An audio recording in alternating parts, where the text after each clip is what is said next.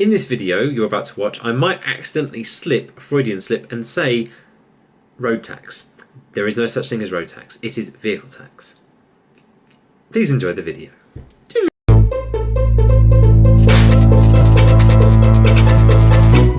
Welcome to this video. In this video I will talk about how to declare the declaration of an exempt from MOT.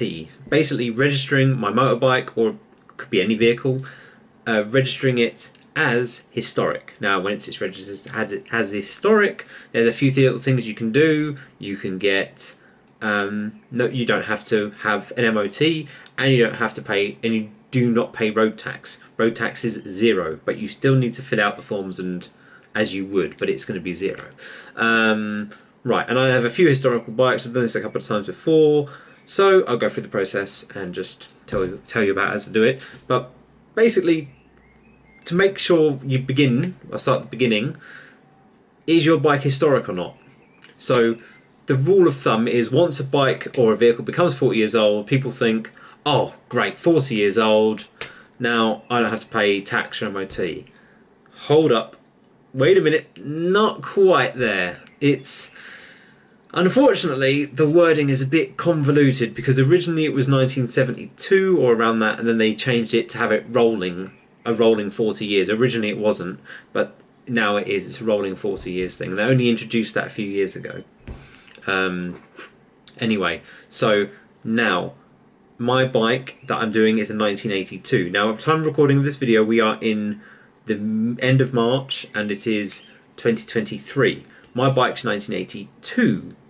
So you're probably sitting there, why has he not done this before? Because the bike's clearly over 40 years old. Clearly it's definitely going to be 40 years old. My bike was built in September of 1982. So the full paragraph or whatever on importing is, if you do not know when your vehicle was built, so I don't know when my vehicle was built, I could apply to Honda to find out when it was actually built, but that takes a lot of time and it costs money.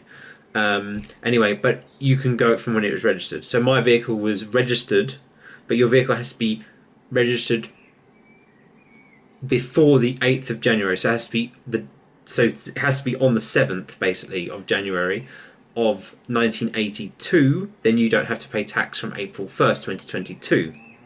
Right? So that means as of the 1st of April 2023, because my vehicle was built before the 8th of January 1983, I can wait until April the 1st, the new tax year, and then my vehicle becomes historically tax free, and it can be registered as a historic vehicle. It's a bit convoluted, but that's basically, it's kind of like a year's grazie. So you just think about it, your vehicle's, say, unless you were very lucky and your vehicle is the 7th of January, the date of first registration, the chance of you buying a 40-year-old bike and it actually being historical, tax exemption, very slim, very slim. It has to be kind of like 41 years old. So just, you know, now go check your V5 and then check when it was done, and then you'll be like, oh, hang on, I have to wait until next physical, like next year sort of thing. It's a bit confusing, but yeah, that's how it is. But once you've done it, you need to do it. So to do it, you just need to get one form. It's called a V112 form, and it is that. You have to put the vehicle registration number, easy, your name, not my name, your name, so you write your name, the category. Now there is several categories for reasons for MOT exemption, and you would want to pick category R, a vehicle that is other than a public service vehicle registered or manufactured 40 years ago and has not been substantially changed in the last 30 years. Now what does substantially changed mean? A vehicle that has been technically, characteristics, main components have been changed in the last 30 years. Now, now motorbikes can get away with a bit more. than this, but the general rule of thumb is you need to have 2 out of 4. So you can have, for instance, a Honda Cub. You could have the original suspension, the original wheels, but you change the engine to something crazy, and the gearbox. Well, the gearbox would be the same sort of thing. It depends what you put, as long as it has similar gearbox. So gearbox and engine are 2 separate things, but I think that's to do with cars. But yeah, motorbikes can generally get rid of a lot more stuff before they can be, whatever. So you can do engine swaps and stuff like that, and it's not going to affect it, providing you're still within that limit. As the way I read it, anyway. I could be wrong, but most of my bikes generally are very close to stock, or I've just changed the engine.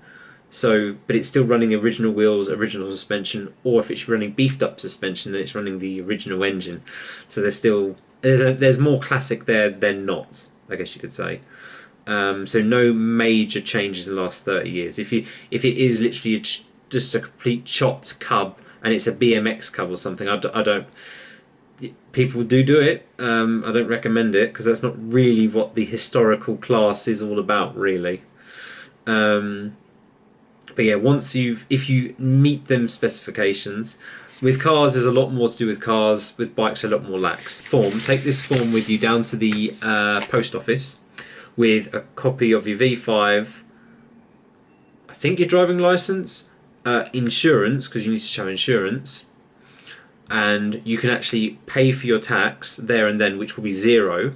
And then I believe that they take it, or they send it away and update it V5 in the post. But yeah, I can just send all this stuff off to the DVLA, and then they will send me hopefully in a few weeks' time a new V5 with the updated tax and a check for the refund of my tax that I paid, or they'll stop the tax. I'll get a £20 refund of whatever it is, because my bike's only a 250 or whatever. So, and some extra notes now. So once you have done this with your bike, you do not need an MOT, but you don't pay road tax. Now, when I say you do not need an MOT, you do not need an MOT, that's fine. However, a lot of people still get their vehicles MOT'd. MOT is about 30 quid, let's face it, it's cheap. Well, 30, 40 quid depending where you go. Cars, bikes, dangerous vehicles maybe. A second set of eyes once every year to just look at your old classic isn't that bad of an idea. So maybe taking it for an MOT, but the main point about taking it for an MOT is it means that the insurance can't quibble with anything. So if anything was to happen, if you had a crash, or the bike was stolen, or you were crashed into, or something along those lines, you can say, was the bike safe? I had an MOT last year, or within the 12-month periods. Yes, the MOT said everything was sound.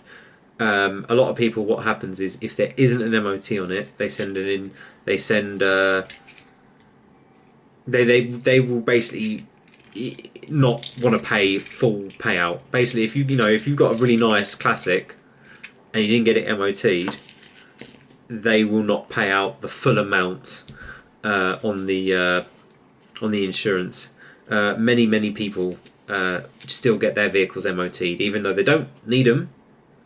They will still get them MOT'd, and I will probably get some of my classics barely move. I'll take it out just up and down the road for 5 miles or something just to give it a run in. Probably won't take that for an MOT, but the vehicles that I use a lot more, like the Honda CT and stuff, that will probably get an MOT every now and then, maybe just to just check it over. And a second set of eyes basically is all I want on it, just to make sure that there's not something I missed, there's not a bit of a bearing that's gone loose, or something.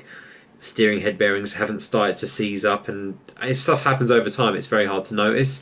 But for someone who's never touched it before, oh, that sounds a bit rough. So there's always that. You should always look at getting to that. Anyway, at the moment, this will be my 5th classic, 6th classic. Oh dear.